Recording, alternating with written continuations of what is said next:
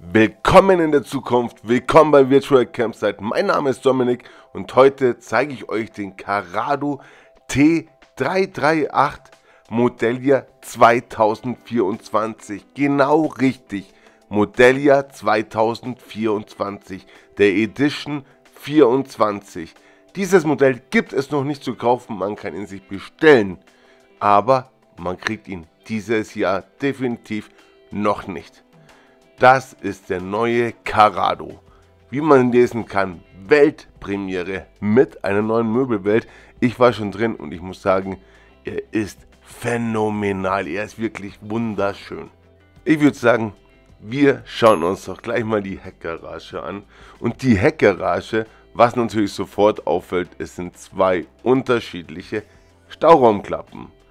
Die etwas kleinere hier auf der Fahrerseite hat die Maße 75 x 80 cm und die ich gerade geöffnet habe, hatte die Maße 75 x 110 cm.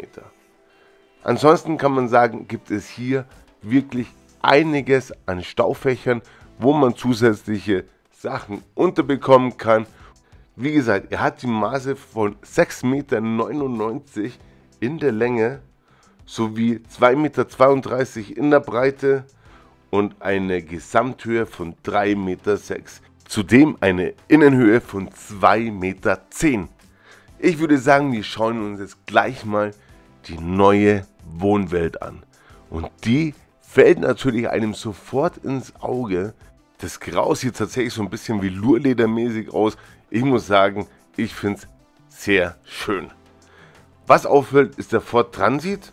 Allerdings hier zu sehen, Automatikgetriebe, wundert mich jetzt tatsächlich ein bisschen, weil in der Beschreibung stand was anderes. Wie auch immer, ich werde euch die Beschreibung selbstverständlich später noch mit einblenden. Wie gesagt, bei einer Automatikgetriebe wären es an sich 170 PS, hier stand dabei 130 PS. Skyroof-Fenster mit Faltverdunkelung, natürlich absoluter Standard.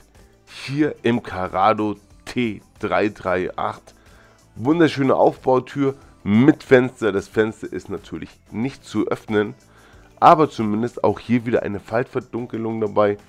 Und wir würden sagen, wir fangen mit der Halbdinette an und hier befindet sich am Eingang ein kleines, ja, ich weiß nicht, was ich dazu sagen soll, ein kleines Sitzpolster.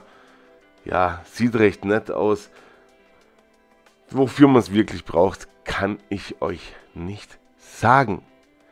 Die Halbdinette sehr schön verarbeitet mit Isofix und das Schöne ist, man kann hier ein weiteres Bett anbringen, sprich ein Bugbett, welches parallel zur Eingangstür ist. Die Tischplatte kannst du natürlich dadurch absenken, Isofix ganz klar gut zu sehen. Ich würde sagen, wir schauen uns doch gleich mal die Küche dazu an. Die befindet sich direkt daneben, natürlich mit Fenster. Was wieder wunderschön ist, ist diese Ambiente-Beleuchtung. Gefällt mir sehr, sehr gut. Fenster super zum Raussehen, wenn man gerade am Kochen ist. Und am Kochen funktioniert hier mit einem 2-Flammen-Gaskocher. Das Staufach für die Gasflaschen, für 2x11 Kilo Gasflaschen, befindet sich auf der Fahrerseite von außen zugänglich. Direkt daneben befindet sich das Spülbecken. Das Spülbecken hier ist rund. Wie gesagt, dieses Modell gibt es noch nicht. Erst ab 2024. Hier befindet sich einmal eine 230 Volt Steckdose. Insgesamt kann ich euch sagen, sind hier 4 230 Volt Steckdosen verbaut, sowie 4 USB und einmal 12 Volt, wie hier zu sehen. Direkt daneben die 230 Volt. Zur Küche gehört natürlich Schubladen. Hier befindet sich die erste, auch hier oben wieder ein Besteckkasten. Insgesamt sind es 3 Schubfächer und die mittlere ist tatsächlich diesmal am größten. Hier zu sehen, wie gesagt, bis 15 Kilo maximale Zuladung und die unterste ist tatsächlich etwas flacher.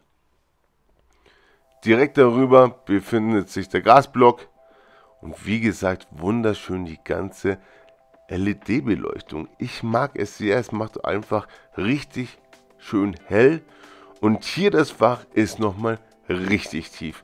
Hier bekommt ihr wohl all eure Töpfe mit unter.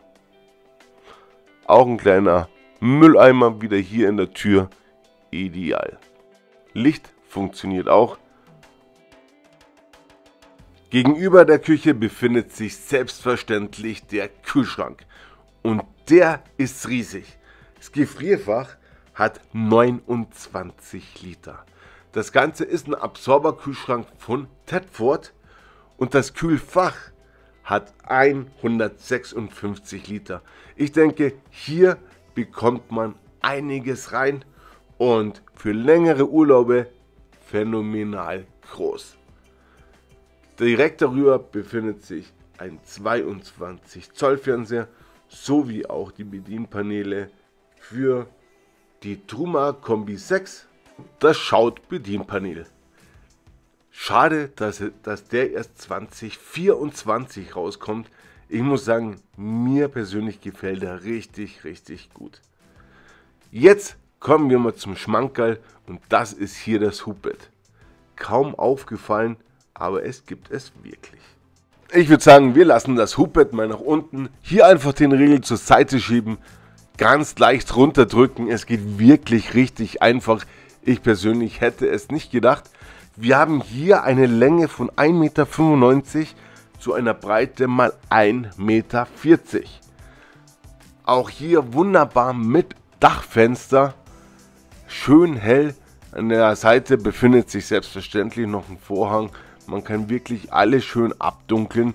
Das Ein- und Aussteigen ist hier natürlich gegeben. Sprich, wenn das Hubbett unten ist, kann man trotzdem noch ein- und aussteigen. Nicht ganz so bequem, aber auf jeden Fall möglich. Und es ist richtig schnell oben. Habt ihr das gesehen? Ich muss sagen, gigantisch. Hier wird es nur noch an den Gurten befestigt und dann ist das Ganze fixiert. Absolut tipptopp. Über der Küche befindet sich jetzt noch der Hängeschrank, den haben wir vorhin uns noch nicht angesehen. Auch mit einer Schrankbeleuchtung, mit einer inkludierten. Ich muss sagen, Platz ist ausreichend vorhanden. Und wir schauen auch gleich weiter zum Dachfenster. Weil direkt neben dem Dachfenster von dem Hubbett ist nochmal ein Dachfenster. Ist natürlich richtig schön, wenn das alles richtig hell ist. Direkt neben der Küche, sprich schon unter dem Bett, gibt es hier nochmal ein riesen Stauffach. Quasi ein Schrankregalsystem. Ordentlich. Ich denke, hier kriegt man schon einiges an Klamotten mit unter. Hier leider ohne Schrankbeleuchtung. Genauso wie auch auf der anderen Seite. Doch jetzt schauen wir uns erstmal das Schlafzimmer an. Und das ist richtig schön. Dank dieser tollen LED-Beleuchtung und natürlich der neuen Möbelwelt hier vom Carrado wirkt der Raum richtig hell und freundlich, sehr angenehm.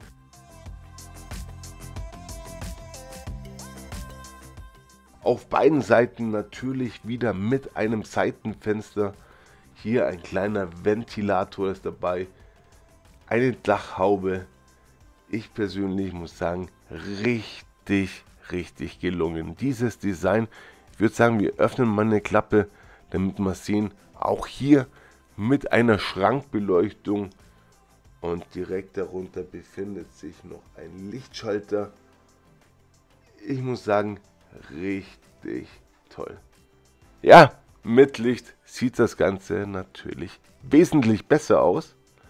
Und die Maße hier vom Bett, die liegen in der Länge bei der Beifahrerseite bei 1,92 Meter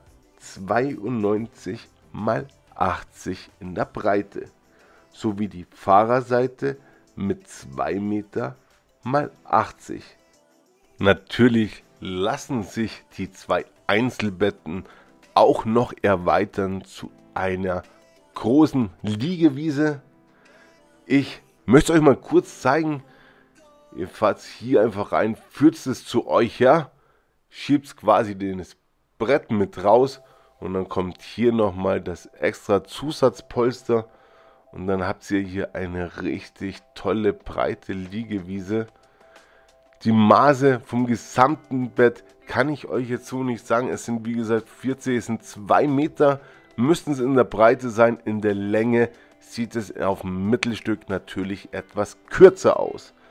Hier direkt darunter befindet sich auch nochmal ein Kleiderschrank mit einer Kleiderstange ohne einer Schrankbeleuchtung. Die gibt es natürlich extern hier auf meinem Amazon-Shop. Darunter, was verbirgt sich darunter? Schauen wir mal nach, was sich darunter verbirgt. Aber ich denke, das wird nichts Weltbewegendes sein. So, und zwar, nein, es sind hier einfach nur die Verkabelungen sowie der Luftschlauch der Truma Kombi 6. Hier rechts noch ein kleiner Sicherungskasten. Bevor ich euch jetzt das Bad zeige, blende ich euch die wichtigsten Details hier mit ein. Wenn es zu schnell geht, einfach kurz auf Pause drücken und wir sehen uns im Badezimmer. In der Badtür fällt natürlich schon mal sofort der Spiegel auf und extra Kleiderhaken, in dem man wunderbar die Handtücher drüber hängen kann. Auch hier nochmal ein recht großer Spiegel. Eine Kassettentoilette von Tedford. Zudem kann ich euch gleich sagen, Frischwassertankkapazität sind hier 122 Liter sowie ein Abwassertankvolumen von 92 Liter. Hier noch ein kleines Staufach. Das Ganze ist hier natürlich ein Schwenkbad. Werden wir später gleich nochmal sehen, wenn ich es dann umschwenke. Hier ist jetzt ein kleineres Fach, also viele kleinere Fächer, sprich Regale, wo ihr noch was unterbekommt. Direkt darüber befindet sich ein richtig großes Staufach, allerdings ohne eine Klappe, sprich das bleibt offen. Ideal natürlich für Handtücher. Jetzt schwenken wir das Bad mal, damit wir uns die Dusche genauer ansehen können. Wie schon des Öfteren euch mitgeteilt, ich bin 1,88 Meter groß und hier habe ich tatsächlich ausreichend Platz. Ich würde sagen locker nochmal 10 bis 15 cm. Hier bei der Dachhaube ist natürlich ein kleiner Kleiderständer mit dabei. Einfach rausklappen und hier könnt ihr eure nassen Klamotten nochmal aufhängen.